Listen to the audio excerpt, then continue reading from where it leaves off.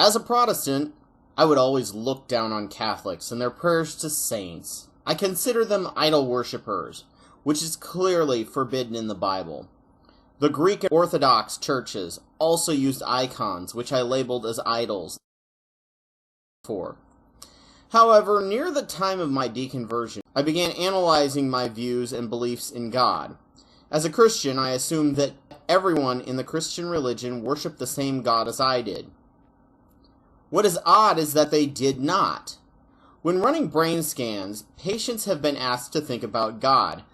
What's funny is that the image from the scan looks as if they were thinking about just another person. This shows the limits of our mind. If God existed, humans would not even begin to get their minds wrapped around his or her multi-layered complexity, including his/her personality.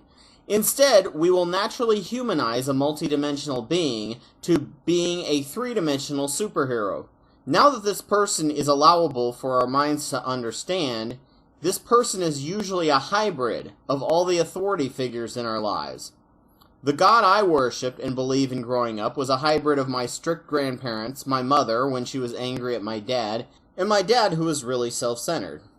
What's funny is, when I will discuss my atheism with a believer, they are blown away that I could ever fall from God with how wonderful he is.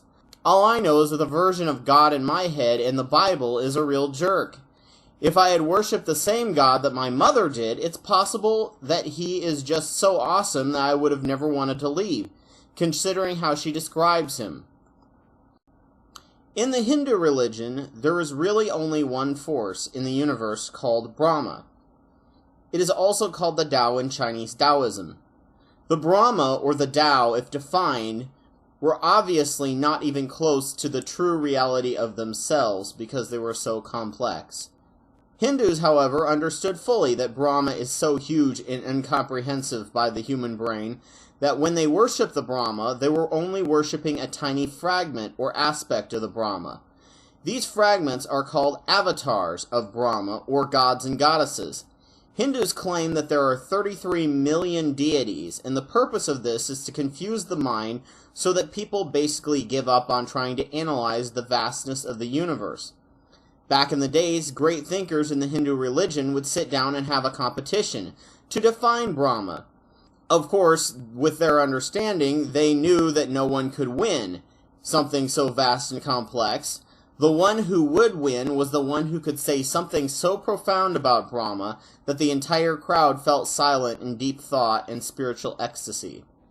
However, for day-to-day uses, as is more useful in the human mind, Hindus will worship the gods or avatars of Brahma in appealing for help, just like Christians do from their God or humanized understanding of God.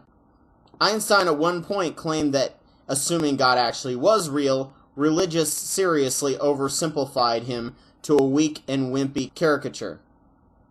The Roman and Byzantine churches understood the advantages of humanizing God and invented saints to pray to. Actually, in the beginning, to convert pagans to Christianity, they would take their gods and make them saints. Saint Bridget is an example of this. She was initially the Celtic goddess Brigid, daughter of Dagda. To the pagans, the idea of worshipping yet another god was fine, more knowledge to cover their base and understandings with. But when the missionaries tried to tell them, stop worshipping other deities, the pagans were very resistant. The case of Brigid, they just simply called her Saint Brigid, and the locals were more than happy to pray to both Jesus and Brigid.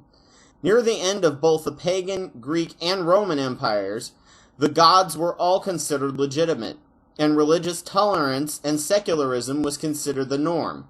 It is almost a tragedy that Alexander the Great did not achieve victory in the East and return to Greece, as he had promised Aristotle that he would bring a yogi back with him after his conquest. How the understandings of the Hindus may have impacted Western understanding is anyone's guess, but it would have probably led to Hinduism with Greek, Roman, Norse, and Celtic avatars.